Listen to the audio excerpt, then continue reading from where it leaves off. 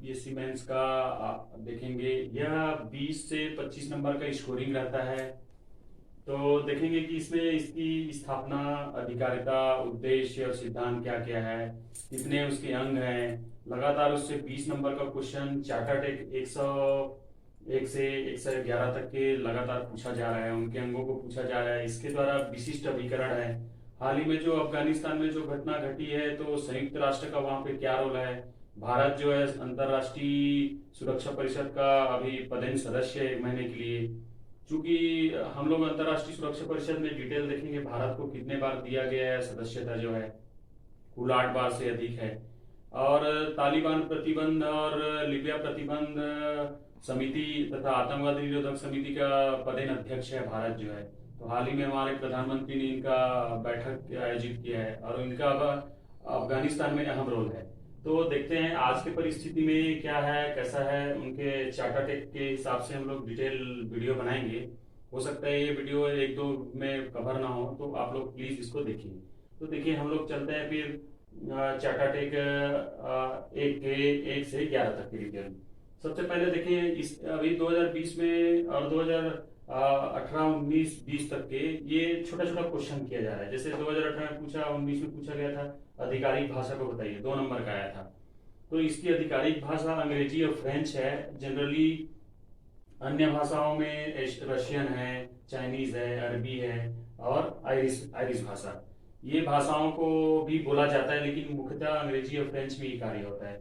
और दूसरा इसकी स्थापना, तो ये आधिकारिक रूप से स्थापना 24 अक्टूबर 1945 सैन फ्रांसिस्को सम्मेलन में हुआ था। इससे पहले राष्ट्रसंघ के रूप में वुडरो विल्सन जो अमेरिकी राष्ट्रपति है, उनके द्वारा इसको स्थापित किया गया था। लेकिन चूंकि अब विश्व शांति हुआ, 2 विश्व युद्ध हुआ, तो अंतर्राष्ट्रीय स्तर पर प्रत्येक देश को आत्मनिर्भर बनाने के लिए अलग अलग विभागों या अलग अलग क्षेत्रों में कार्य करने के लिए, इसकी विस्तारिता को बढ़ाते हुए इसकी फाउंडेशन को मजबूत करने के लिए संयुक्त राष्ट्र संघ नाम दिया गया, जो आधिकारिक रूप से इस में प्रवृत्त कानून हुआ या अपने चार्टर टेक के अधीन केंद्रीय एजेंसी के रूप में कार्य कर रही है अभी तक के। और हम लोग प्रत्येक वर्ष 24 अक्टूबर को संयुक्त राष्ट्र स्थापना दिवस मनाते हैं। अब देखिए हम लोग इसके चार्टर टेक के अनुसार 1 से 111 तक के हम लोग डिटेल देखेंगे, तो सारी इसकी जितने प्रावधान है वो सब आपको डिटेल पता लग जाएगा। तो अनुच्छेद 1 में उद्देश्य है। तो उद्देश्य को 2018 में 2 नंबर और 4 नंबर में पूछा गया था कि संयुक्त राष्ट्र संघ का स्थापना का क्या उद्देश्य है।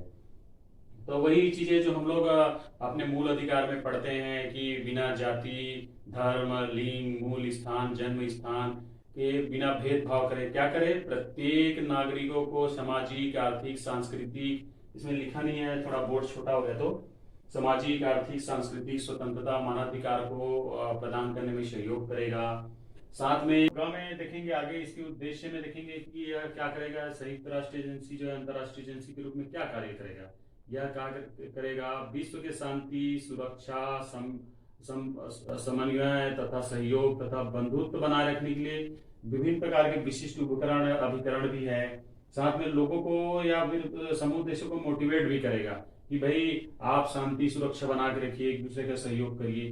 तो हमने मूलतः उसके उद्देश्य में क्या देखा, बिना जाति, धर्म, लिंग, मूल स्थान, जन्म स्थान के भेदभाव के क्या करेगा, प्रत्येक समूह देश के नागरिकों को धार्मिक, सामाजिक, आर्थिक, सांस्कृतिक, मानवाधिकार, अन्य स्वतंत्र अधिकार को प्राप्त करने में सहयोग करेगा। साथ में क्या करेगा, विश्व में शांति सुरक्षा बनाए रखने के लिए सभी को अपील करेगा। देखेंगे शांति सेना भेजा जाता है और अभी भी महासचिव एंटोनियो गुटेरेस द्वारा लगातार अफगानिस्तान में शांति व्यवस्था कायम करने के लिए सभी सदस्य देशों को आह्वान किया जा रहा है। तो यही सब मोटो है इसका। अब हम लोग चार्टर टेक 2 में अनुच्छेद में सिद्धांत पढ़ेंगे। तो सिद्धांत थोड़ा काफी 7 पृष्ठों में दिया गया, 7 पॉइंटों में, लेकिन मैंने इसको मर्ज करके 4 से 5 पॉइंट बनाए हैं, तो आप थोड़ा सा इसको देख लीजिएगा। तो सबसे पहले ये है कि यह क्या संयुक्त राष्ट्र एजेंसी क्या है, एक अंतरराष्ट्रीय केंद्रीय इकाई के रूप में कार्य करेगा। विभिन्न विशिष्ट अभिकरण है, जैसे वर्ल्ड हेल्थ ऑर्गेनाइजेशन है, वर्ल्ड ट्रेड ऑर्गेनाइजेशन है, विश्व बैंक है, और जितने भी जैसे संयुक्त राष्ट्र अनकाट है जो व्यापार को प्रमोशन करता है ना, बीपो है जो बौद्धिक संपदा अधिकार है, तो मानवाधिकार है। तो ढेर सारा एजेंसी के रूप में ही कार्य करेगा। और ये सारा एजेंसी हम लोग आगे चार्टर टेक 7 में पढ़ेंगे, उसमें जो अंग है उसके अधीन कार्य करता है। सेकंड ये है कि इस चार्टर एक्ट में ये प्रावधान है कि सभी सदस्य देशों के ऊपर ये लागू होगा। ऐसा नहीं है कि भाई इसे एक देश के ऊपर लागू होगा, एक देश के ऊपर लागू नहीं होगा। लेकिन ऐसा उसमें नियम बनाया गया कि जो भी चार्टर्ड एक्ट में उद्देश्य, सिद्धांत और जो भी इनके प्रावधान है सभी देश लागू होगी। क्योंकि हम आगे जब पढ़ेंगे महासभा में तो प्रत्येक देश का एक 5 सदस्य जो वहाँ एक सदस्य होता है। जैसे हमारे देश में राज्यसभा, लोकसभा या राज्य में विधानसभा, विधान परिषद होता है और उसमें अलग अलग क्षेत्रों से निर्वाचित सदस्य होते हैं और वहाँ प्रतिनिधि करते हैं। उसी तरह से प्रत्येक सदस्य देश का जो मेंबर है, चाहे पार्लियामेंट हो या फिर वहाँ पे हमारे जैसे मिस्त्री जी हैं, स्थायी प्रतिनिधि, उनके अलावा और अन्य सदस्य जाके वहाँ पे क्या करते हैं, प्रतिनिधित्व करते हैं। तो वही है, हम लोग इनके चार्टर्ड एक्ट को मानना हमारे लिए प्रधान है। अनुच्छेद 253 में हम लोग पढ़े भी हैं कि अंतर्राष्ट्रीय जो भी कानून है उसको संसद जो है अपने उसमें अधिकार क्षेत्र में कानून बना के परिवर्तित करेगा।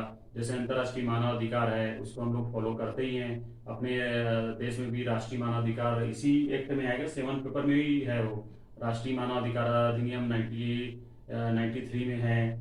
और जैसे वर्ल्ड ट्रेड ऑर्गेनाइजेशन का, विश्व व्यापार का जो भी टर्म्स कंडीशन है उसको लागू करना।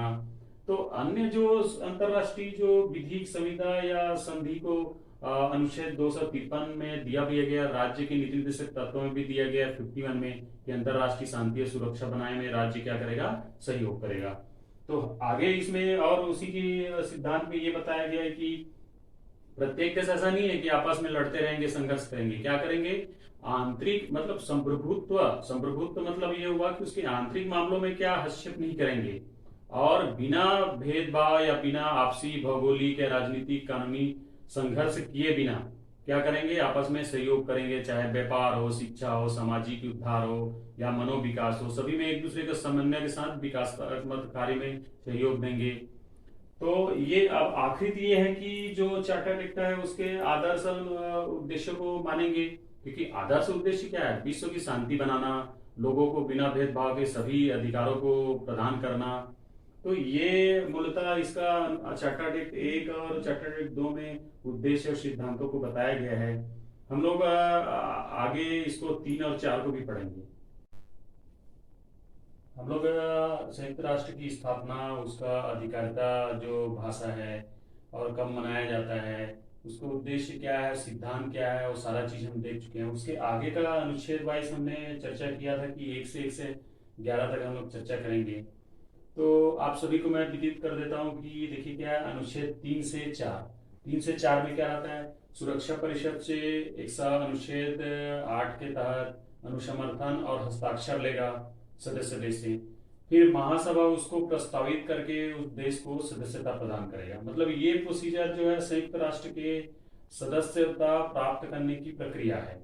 और वहीं अपन अनुच्छेद 5 से 6 में जाते हैं। तो यदि कोई देश विश्व शांति के लिए खतरा हो या उनके चार्टर्ड एक्ट जैसे हमने उद्देश्य और सिद्धांत में बताया पूर्व के अनुच्छेद 1 और 2 में, यदि पालन नहीं करता या अन्य ऐसे विश्व कल्याण या शांति या समन्वय या शांति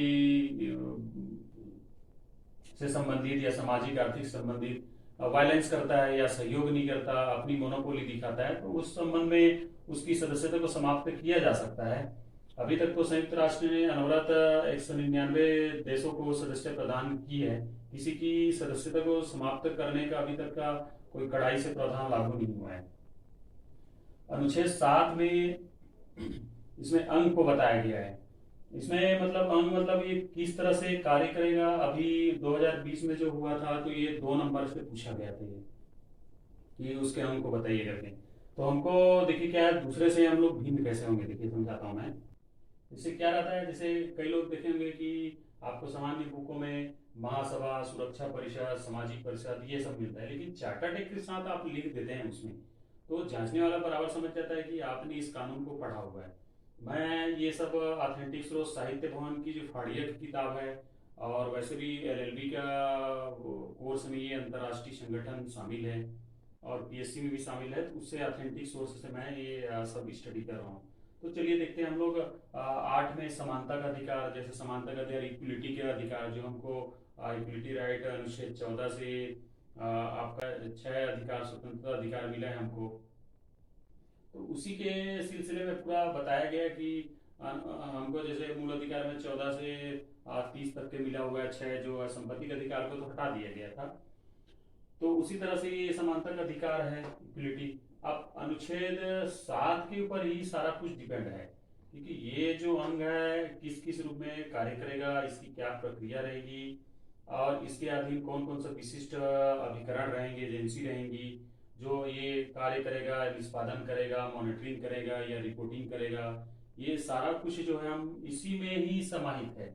मतलब ये जो हम लोग ये सब पढ़ रहे हैं प्रक्रिया है, लेकिन जो अनुच्छेद 7 है बहुत इंपॉर्टेंट है। अब देखिए पहला अंग क्या है, अनुच्छेद 9 से लेके 22 तक के महासभा के बारे में बताया गया है। उसी तरह सुरक्षा परिषद के दूसरा है आपका अनुच्छेद 23 से लेके 60 तक के बताया गया है। अंतरराष्ट्रीय सामाजिक एवं आर्थिक परिषद, जिसका भी हाल ही में 75 वर्ष हम लोग जयंती मनाए हैं, उसको आपको 61 से लेके 72 तक के आपको बताना पड़ेगा। उसी तरह से आगे आप देखेंगे कि न्यास परिषद है। न्यास परिषद में 73 से लेके आपका अनुच्छेद 73 से लेके 91 तक का उसमें प्रावधान किया गया है। तो हालांकि अमेरिका ने पलामू को स्वतंत्र किया था, उसके बाद इसकी जो प्रभाव है या गतिविधियां समाप्त कर दिया गया है, फिर भी ये अंग है तो जुड़ा हुआ है।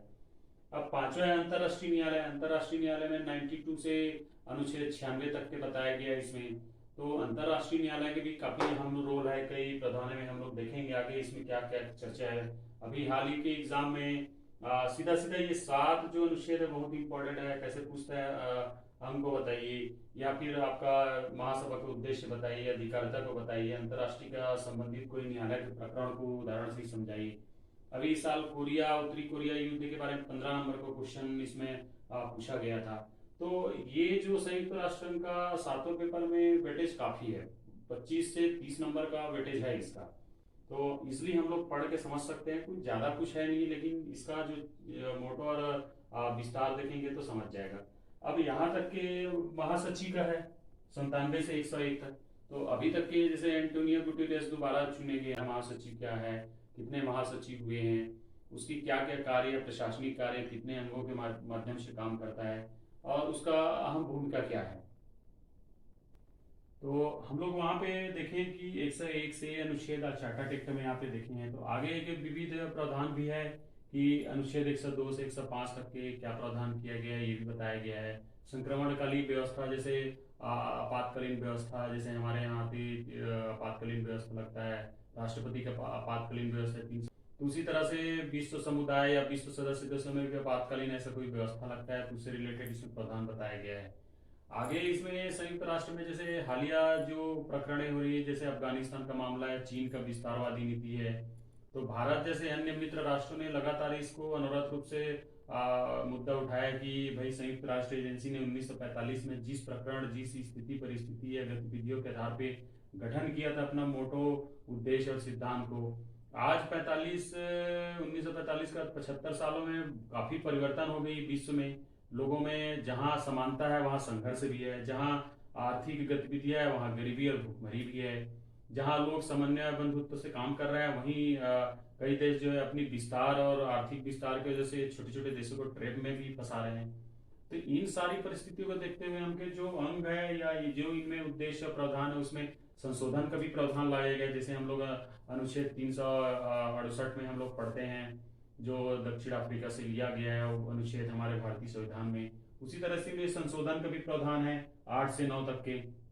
अब देखिए हमने पहले ही बताया था कि किसी देश को 3 और 4 में सदस्य लेना है या 5 और 6 में सदस्य समाप्त करना है या अन्य गतिविधि प्रधान है, विशिष्ट अभिकरण के जो प्रमुख है या महासचिव की नियुक्ति है, संबंधित सभी चीजों में हम लोग क्या करते हैं, सुरक्षा परिषद लेते हैं, क्योंकि वो क्या विश्व की पुलिस है।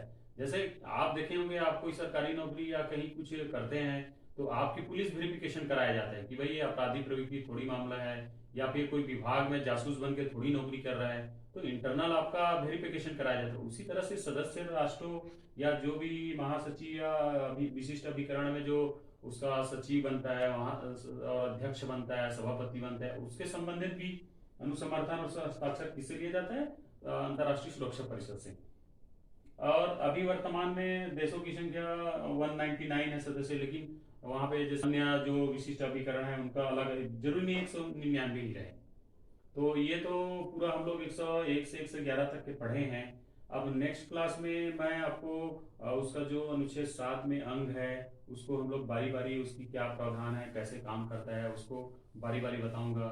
ये एक जनरल इंट्रोड्यूस था संयुक्त राष्ट्र संघ का, जो मैं ये वीडियो अभी बना रहा हूँ, इसमें करीबन 2 से 4 नंबर का लगातार 18, 19, 20 में पूछ रहा है। काफ़ी इसको अच्छे से पढ़िएगा। और जो मैं फाड़िया की किताब से इस चीज़ को पढ़ा हूँ और लिखा हूँ, तो उस चीज़ को मैं अपना अनुभव बता रहा हूँ। तो ये वीडियो कैसा लगा आप बताइएगा, अपने राय व्यक्त करिएगा। Thank you.